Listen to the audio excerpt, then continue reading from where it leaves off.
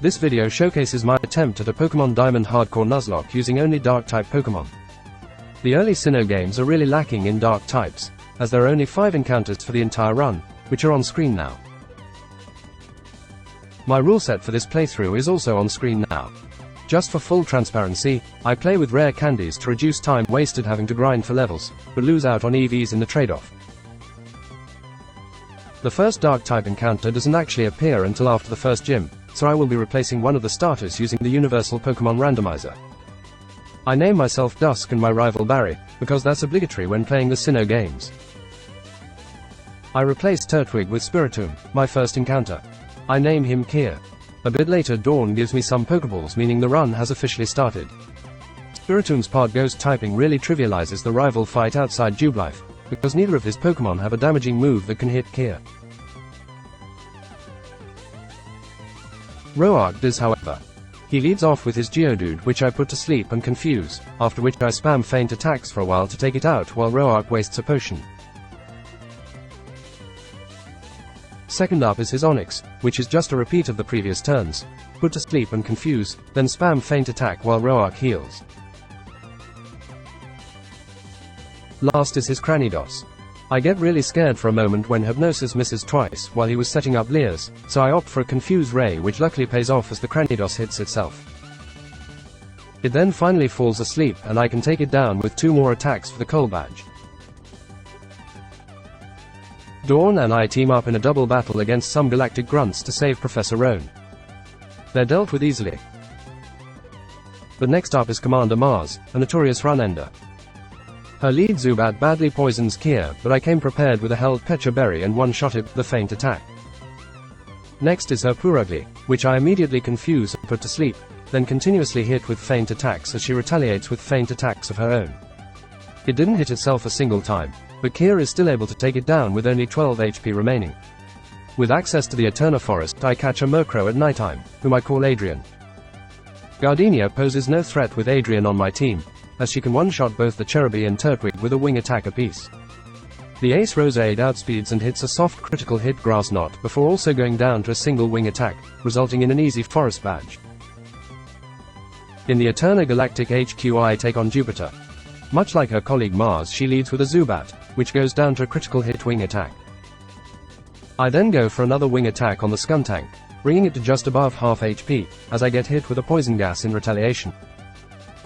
2 more wing attacks should finish it off and Adrian outspeeds, so I stay in, but she gets another critical hit wing attack, taking down the Skuntank for an easy Jupiter battle. Now that I own a bicycle I have access to a Stunky of my own, which I catch and name Gossamer. In Mount Coronet I encounter this blue-haired individual who tries putting me to sleep with a lecture, but I just barely pull through. For the time being the rival fight is the only noteworthy event in Hearthome City. As per usual Barry starts the battle with his Starly as I lead my newly caught Gossamer, but swap out to Kier after just 1 turn because it knew Endeavor. The Starly tries boosting its evasion with Double Team, but Kier knows perfect accuracy feint attack and takes it down. Up next is his Monferno, which I take down using a couple of Shadow Sneaks, getting brought down to a mere 9 HP by Flame Wheel. I obviously have to switch and bring in Adrian against the Buizel. 2 wing attacks do the job, and up next is his Rosalia, which you'd think also goes down to a wing attack, but it manages to hang on with 1 singular hit point thanks to a growl from the Buizel, so I take it out the next turn. The third gym leader is Maylene, the fighting type expert. On top of having the type advantage, her ace Lucario has a part steel typing, making it a very scary Pokémon. I also have to enter the battle underleveled, since Maylene and Crash Awake have the same level cap of 30. Her Meditite always goes down to a single wing attack from Adrian, but the Machoke survives and hits a Rock Tomb which brings Adrian down to 26 HP and lowering her speed, but she can still outspeed for the KO. I switch to Kier on her Lucario in hopes of putting it to sleep. But her Hypnosis misses and Kier goes down, so I immediately reset the run since there's no hope of winning the battle now, let alone the run. Things go the same way for her Meditite on attempt 4, but her Machoke uses Foresight for some reason this time, so Adrian can take it down still at full HP. Kier finally manages to land a Hypnosis as he hangs on with 20 HP, so I switch to Gossamer to lower its defenses with Screech.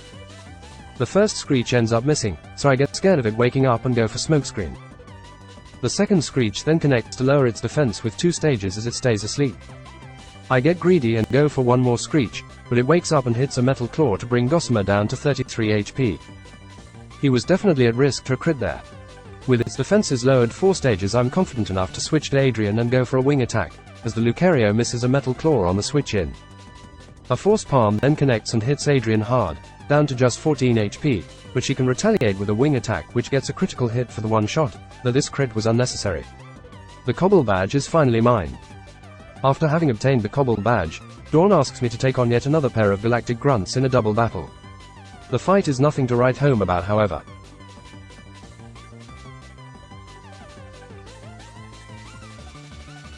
In the Great Marsh in Pastoria, I encounter and successfully catch a Scorpy. I call her Solanine. I won't be able to use her in battle until she evolves though, since she doesn't have the dark typing yet. At the level cap of 30 I take on Crash Awake and his water types. Having Gossamer as my lead against an intimidating Gyarados might seem unusual, but I assure you it's intentional. I go for a Screech, as the Gyarados tries to confuse Gossamer with a Swagger, but I gave it a held Persim Berry to cure the confusion. Gossamer is now at +1 attack, so I click a slash to deal some damage. The Gyarados sits at just above half, so I swap to Adrian, who can take it down with a wing attack. For his Floatzel I swap to Kier and tank a Brine, as I put the Floatzel to sleep with a Hypnosis. I click Ominous Wind Fishing for an Omni boost as I actually get one, meaning a couple more attacks are able to take the Floatzel down. His last Pokemon is his Quagsire, which for some unknown reason just goes for Mud Sport, meaning it goes down in 2 attacks for the Fen badge. Unlike in Pokemon Platinum, Barry challenges you after you beat Crash Awake instead of before you do, which is a good thing because I would have likely overleveled if that were not the case. Barry still hasn't evolved his Starly, so I'm free to take it out with 2 slashes from Gossamer. I lower the Buizel's defenses with a Screech and swap out to Adrian, who only needs 1 wing attack at this point. His Monferno is weak to flying attacks and therefore also goes down to a single wing attack. The same goes for his Rosalia.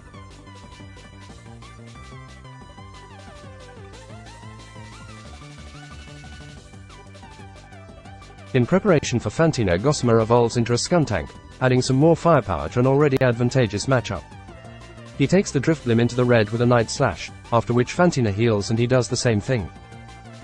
I should have taken it out with a Flamethrower to avoid Aftermath damage, but I was playing on speed up and clicked too fast, so Gossamer gets dealt some damage from Aftermath. The Mismagius goes for Magical Leaf for some reason and then gets hit with a Night Slash, as she hangs on what must be 1 HP and recovers with a held Citrus Berry. It doesn't matter though, since Gossamer only hits itself once in confusion as the Mismagius once again uses Magical Leaf, meaning Gossamer can take it out with a second Night Slash. Against the Gengar I swap out to Kier on a resisted Poison Jab which poisons, and then one-shot the Ghost with a Sucker Punch for the Relic badge. The Canalave portion of the game really isn't something to write home about. You get to fight Barry again and the gym leader Byron, both of them being enormous letdowns in terms of their capability as a Pokemon trainer. Barry has finally evolved his Starly for this fight, but it doesn't matter, since even with his attack lowered, Gossamer can 2-hit the bird with a Night Slash. Out comes the Heracross, which takes 2 flamethrowers and deals damage with Brick Break to bring Gossamer to 43 HP.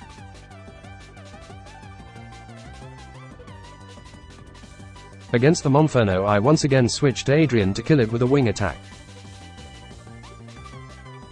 His Buizel then comes out and survives a wing attack, and gets a crit on quick attack, leaving Adrian at only 13 HP before going down. I admit this almost scared me, but his only remaining Pokemon was his Rosalia and we all know how that went. Byron is next, and he's Byron. Gossamer learns Flamethrower by level up and I taught it the Dig TM as well for this battle. He takes out the Bronzor with 2 flamethrowers and lots of health remaining. The Steelix then survives a Flamethrower and sets up a Sandstorm, which is annoying because now Flamethrower will deal less damage, but it's still enough to take the Steelix out. Byron's final Pokemon is his Bastiodon, which is 4 times weak to ground, so I go for a Dig as he misses an Ancient Power. I'm glad he went for Ancient Power on the first turn instead of Iron Defense, since that would make the battle a lot more tedious. A Dig deals more than half as Gossamer gets hit by an Ancient Power and is brought down to 67 HP. The Bastiodon goes for Iron Defense this time, which is annoying since now Dig will deal less damage, but his increased defenses aren't enough to cover his 4 times weakness and he falls to a second Dig. Gossamer made easy work of the battle and earned me the mine badge. After having obtained the 6th gym badge, the plot centers around stopping Team Galactic. I have to face Commander Saturn, but he's almost completely walled by Kia. Kia can one-shot the Kadabra with a sucker punch, and take out the Bronzor with a feint attack and another sucker punch. His Toxicroak gets a critical hit poison jab and I retaliate with a weak Ominous Wind. After 3 more Ominous Winds and the Toxicroak healing with a held Citrus Berry, Kia is brought down to 21 HP before finally laying it to rest with a sucker punch. Next is Commander Mars again, who Kia also completely walls. Her Golbat falls to 2 sucker punches. The Purugly takes 2 sucker punches and a feint attack, and up last is her Bronzor, which falls to 3 feint attacks.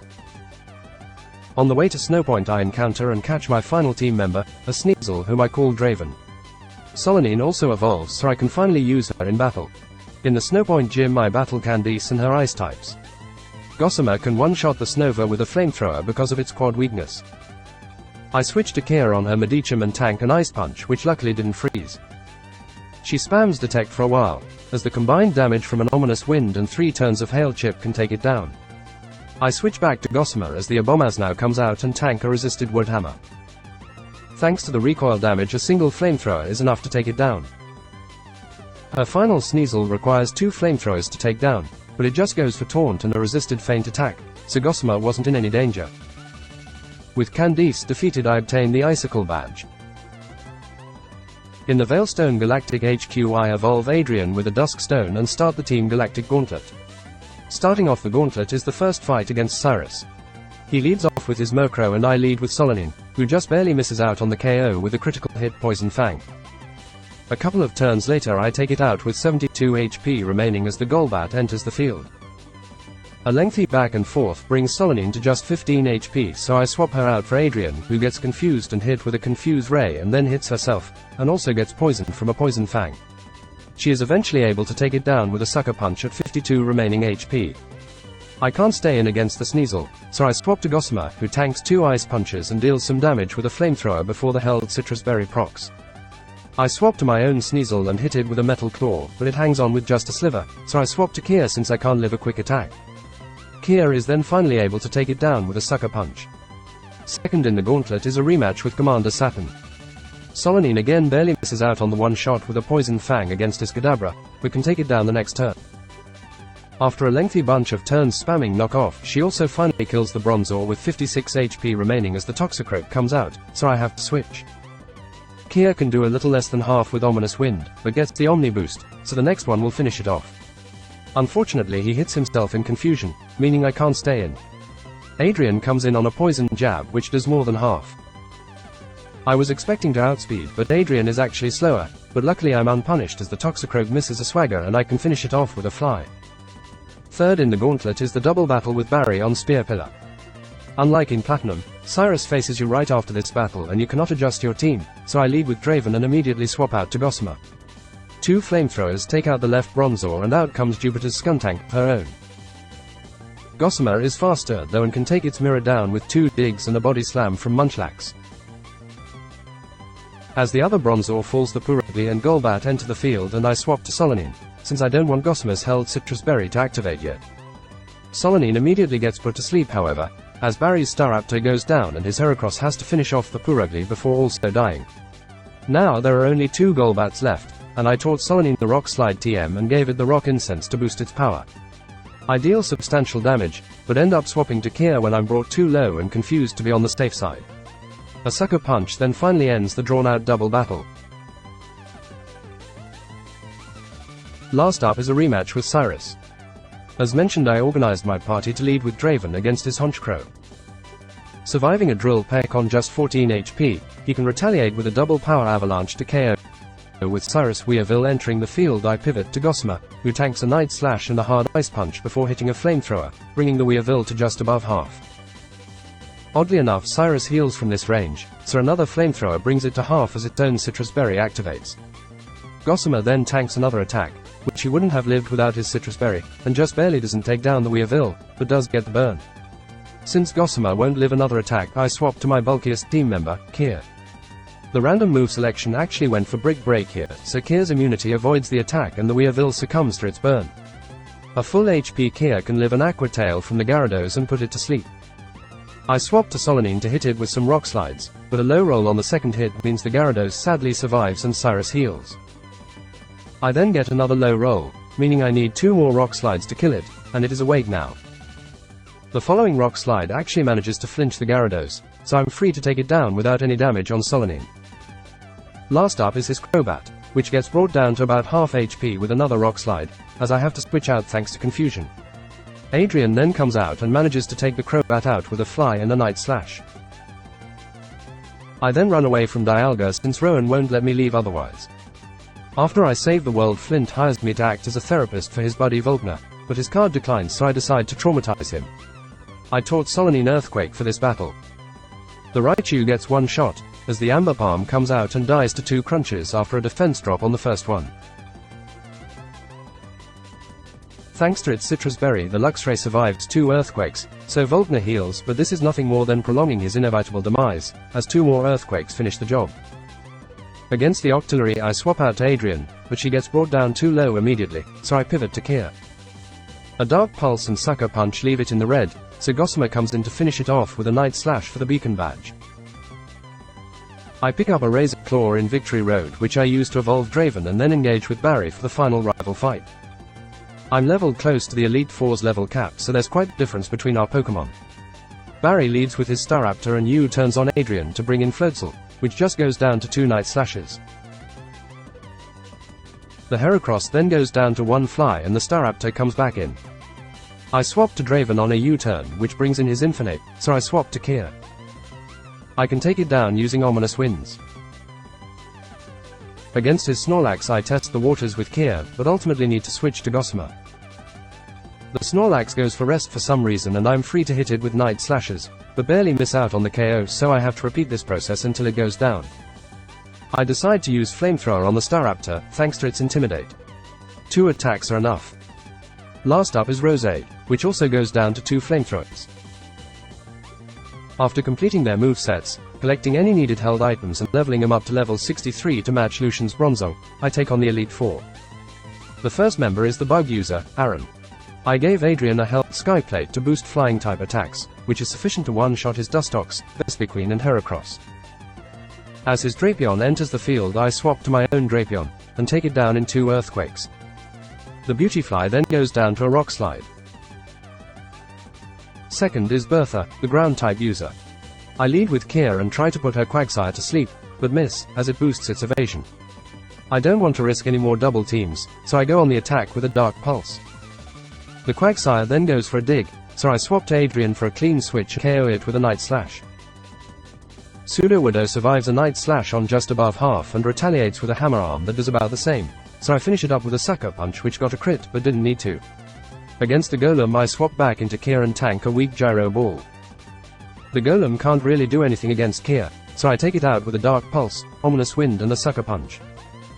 I put the Whiscash to sleep, surviving a Rock Slide on 44 HP and take it into the red with 2 Dark Pulses.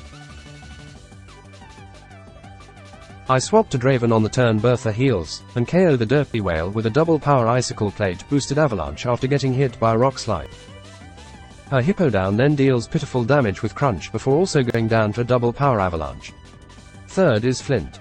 I lead with Solanine, who can KO the Rapidash with a single Earthquake. The Infernape survives an Earthquake on a Sliver, but gets outsped so the next turn it also goes down. I click Crunch on the Lopunny, but swap out into Gossamer when my attack is harshly lowered.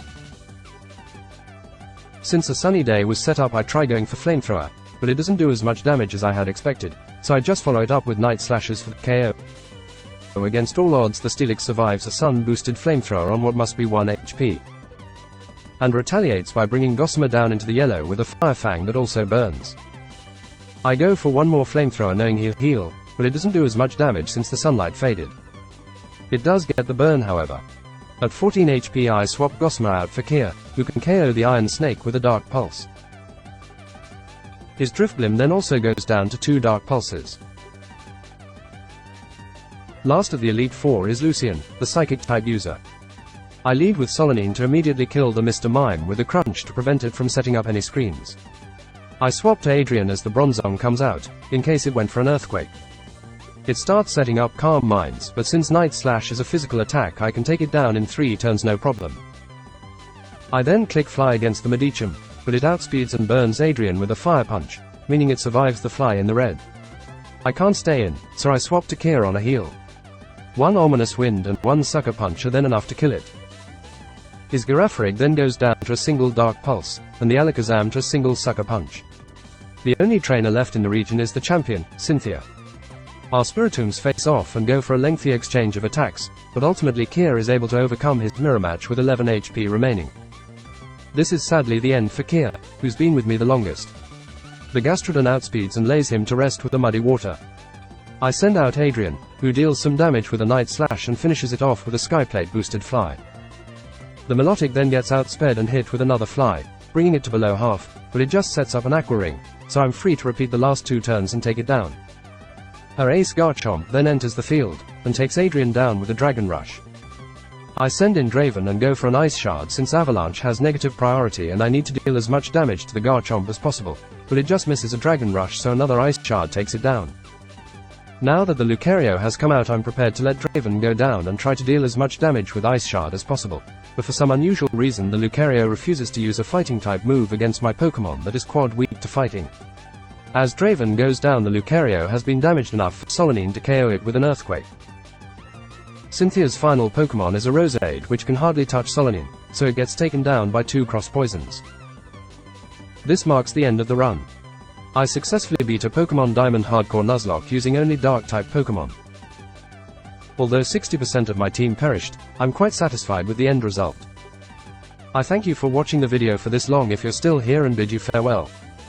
I hope to see you in my future videos.